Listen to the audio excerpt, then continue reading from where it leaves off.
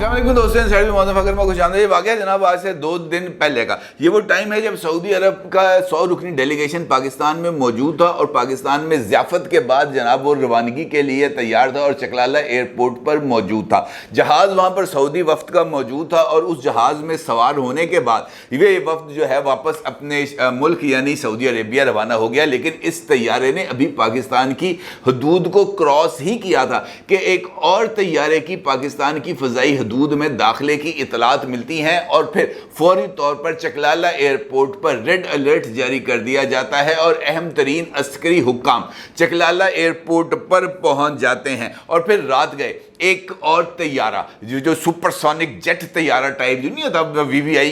किस्म का तैयारा, ये जनाब चकलाला एयरपोर्ट इस्लामाबाद पर लैंड करता है सख्त तरीन सिक्योरिटी के अंदर। और इस तैयारे से एक अहम तरीन शख्सियत बरामद होती है जिसको फौरी तौर पर एक अहम तरीन मुलाकात के लिए chief of army staff general Asim Munir साहब तक पहुंचा दिया जाता है। ये शख्सियत और इस शख्सियत के साथ आने वाले मुख्तलिफ और जो वफ्द है वो चीफ ऑफ आर्मी स्टाफ और साथ उनके जो अमायदीन हैं जो उनके रफ़क़ाकार हैं उनके साथ अहम तरीन अमूर पर मुलाकात करते हैं। अहम बात यह है कि इस मुलाकात के बाद ये जो वफ्द पाकिस्तान आता है रात की तारीकी में, ये ना वज़ीर आज़म से मुलाकात करता है ना ही सदर पाकिस्तान जनाब आसिफ अली ज़रदारी साहब से मुलाकात करता है, सिर्फ और सिर्फ chief of army staff general Asim Munir साहब से मुलाकात करता है। और मुलाकात के बाद रात को ही वापस अपने तैयारे पर सवार होता है और जनाब पाकिस्तान की हदूद से बाहर निकल जाता है। क्यों? ये एक इंपॉर्टेंट सवाल है। सवाल ये भी है जनाब के इस्लामाबाद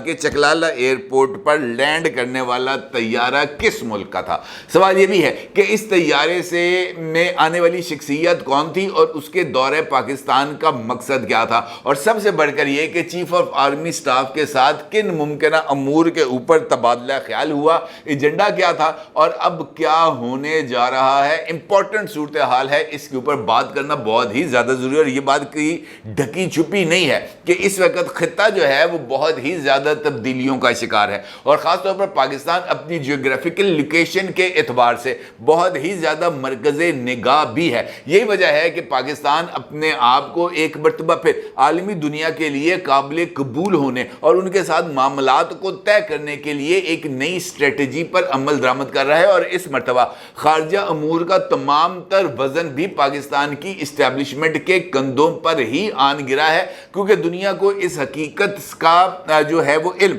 हो चुका है कि पाकिस्तान में अगर मामलात को तय करना है तो वो कौन सा शोबा है या वो कौन सी शख्सियत है जिसके साथ जाकर मामलात तय करने हैं। और वहां पर जो मामलात तय हो जाएंगे वो सियासी तब्दीलियों या सियासी जमातों के आने जाने से किसी भी तौर पर मुतासर नहीं होंगे। लिहाजा जो चीफ ऑफ आर्मी स्टाफ की शख्सियत है या जो उनका ऑफिस है वो एक अहम तरीन हैसियत हासिल कर चुका है। और यही वजह है कि इकॉनमी हो या खारजा अमूर, चीफ ऑफ आर्मी स्टाफ का रोल इस वक्त नाकाबिल तनसीख है, इसको हम किसी भी तौर पर माइनस नहीं कर सकते। अब ये जो 100 रुकनी डेलीगेशन पाकिस्तान आया था, इस 100 रुकनी डेलीगेशन ने पाकिस्तान की इकोनॉमी को सहारा देने के लिए पाकिस्तान की मईशत के अंदर बिलियंस ऑफ डॉलर्स को पंप करना था। और इसके लिए तकरीबन पाकिस्तान की जो ब्यूरोक्रेसी है उसकी तरफ से 25 प्रोजेक्ट्स के हवाले से इस डेलीगेशन को आगाह किया गया और तकरीबन $32 बिलियन की सरमायाकारी के मौक़ों का इस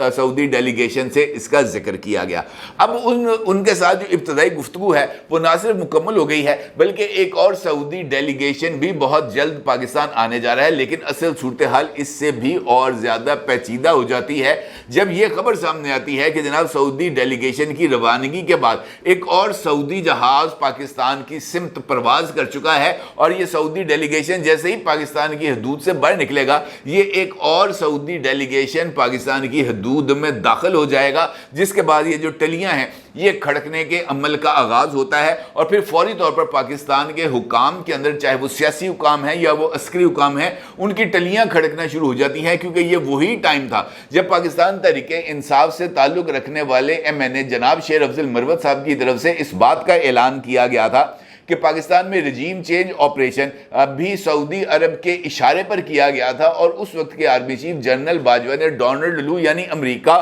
اور محمد بن سلمان صاحب یعنی سعودی عربیہ کے اشتراک عمل کے ساتھ پاکستان میں آپریشن رجیم چینج کے عمل کو نقطہ انجام تک پہنچایا تھا۔ اور فوری طور پر جب اس بات کی خبر ملتی ہے کہ سعودی ڈیلیگیشن چلا گیا اور نیا سعودی ڈیلیگیشن آ گیا ہے، تو پہلا رد عمل یہی ہے کہ شاید یہ شیر افضل مروت صاحب کی طرف سے پھوڑے جانے والے بم کا نتیجہ ہے کہ ایک اور سعودی ڈیلیگیشن پاکستان آ رہا ہے، اور وہ شاید پاکستان تحریک انصاف کے اس لیڈر کی طرف سے پھینکی جانے والی درفتنی کا جواب دینے، یا پاکستان کے ساتھ یہ جو اس وقت دو طرفہ تعاون کا عمل چل رہا ہے اس کو روکنے کے لیے شاید وہ کوئی نئی صورتحال ہمارے لیے جنم لے گی، اور اس کی وجہ سے پاکستان کے جو سیاسی اور عسکری لوگ ہیں وہ ایک دم نہ صرف چونک جاتے ہیں بلکہ ایک دوسرے کے ساتھ اس صورتحال پر تبادلہ خیال بھی کرتے ہیں، اور یہ دیکھتے ہیں کہ جناب اس معاملے پہ کیا کیا جانا ہے۔ پتہ یہ چلتا ہے کہ یہ جو شخصیت پاکستان کے دورے کے اوپر آ رہی ہے، یہ شخصیت جو ہیں وہ سعودی ڈیفنس منسٹر ہیں major general Talal bin Abdullah العتیبی، یہ آ رہے ہیں پاکستان، اور یہ پاکستان آ کر مختلف امور کے اوپر جو ہے وہ ڈسکشن کریں گے۔ پھر یہ چونکا دینے والی بات سامنے آتی ہے کہ جناب Saudi defence minister major general Talal bin Abdullah Alotaibi جو ہیں وہ اپنے اس مختصر دورہ جو صرف چند گھنٹوں پر محیط تھا، اس دورے کے دوران وہ کسی اور پاکستانی شخصیت کے ساتھ ملاقات نہیں کریں گے، صرف اور صرف چیف آف آرمی سٹاف کے ساتھ ہی ملاقات کریں گے۔ تو پاکستان کی جو پولیٹیکل ایلیٹ ہے وہ بھی چونک کے رہ جاتی ہے، اور وہ یہ سمجھتی ہے کہ لو جناب کم چکیا گیا ہے۔ عمران خان ایک مرتبہ پھر ہمارے لیے آستین کا ایک ایسا سانپ ثابت ہوا ہے جس کا اب یہ جو ڈنگ ہے اس کے اثرات پاکستان کی معیشت اور پاکستان کی عوام کو مدتوں بھگتنا پڑیں گے۔ خیر قصہ مختصر، یہ جو سعودی ڈیفنس منسٹر ہیں major general Talal bin Abdullah العتیبی، یہ پاکستان آتے ہیں اور آ کر آرمی چیف سے ملاقات کرتے ہیں، اور وہاں پر اس حوالے سے گفتگو ہوتی ہے کہ اس وقت عرب اسرائیل جو تنازع ہے یہ نہ صرف اب مزید جڑ پکڑا ہے بلکہ ایران کے اس تنازع میں شمولیت نے ایک مرتبہ پھر خطے کو شدید ترین بحران کا شکار کر دیا ہے، اور اس موقع پر پاکستان کے لیے پاکستان کی جو سپورٹ ہے مسلم امہ اور خاص طور پر فلسطین کاز کے لیے وہ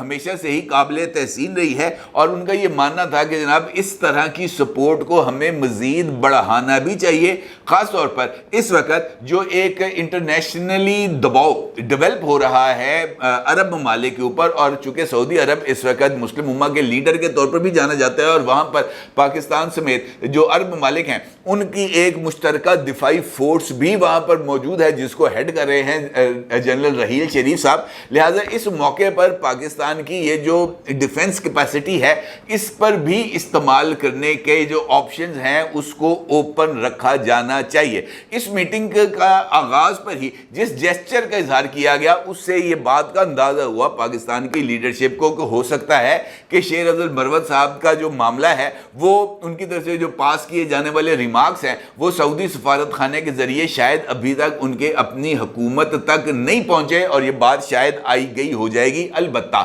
اس ملاقات میں اس بات کو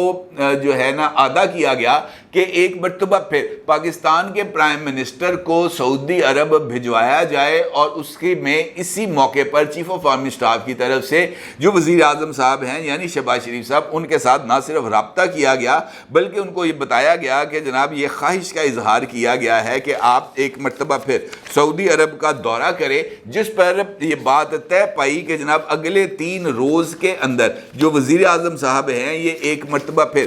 سعودی عرب کا دورہ کریں گے، اور اپنے اس دورے کے اندر وزیر اعظم صاحب مختلف امور اور خاص طور پر ایران اسرائیل تنازع اور اس کے نتیجے میں عربوں کے اوپر عرب ممالک کے اوپر آنے والے امریکی دباؤ کے حوالے سے ایک مشترکہ لاہ عمل کو تشکیل دیا جائے گا۔ نہ صرف یہ بلکہ اس دورے کے دوران وہ تمام امور جو پاکستان میں طے ہوئے تھے پاکستان کی اکانومی کو سپورٹ دینے کے لیے، اس کے اوپر بھی تبادلہ خیال کیا جائے گا اور ممکنہ طور پر وزیر اعظم صاحب کے اس دورے میں ایک جانب پاکستان، سعودی عرب اور پاکستان کے دیگر عرب ممالک کے ایک دفاعی معاہدے کے اوپر دستخط ہونے کے امکانات ہیں، کیونکہ وہیں پر جب وزیر اعظم صاحب جا رہے ہیں تو وہاں پر ورلڈ اکنامک فورم کا بھی ایک سیشن ہونے جا رہا ہے، اور اس سیشن میں بھی وزیر اعظم صاحب پاکستان کی اکانومی کے اعتبار سے بات کریں گے۔ البتہ سعودی وزیر دفاع کے پاکستان دورے نے اس بات پر جو ہے وہ اس بات کی طرف اشارہ کیا ہے کہ سعودی عرب پاکستان کے ساتھ اکنامک ٹائز کے ساتھ ساتھ ڈیفنس ٹائز کو بھی بڑھانا چاہتا ہے، اور وہ چاہتا ہے کہ پاکستان کے دفاعی شعبے میں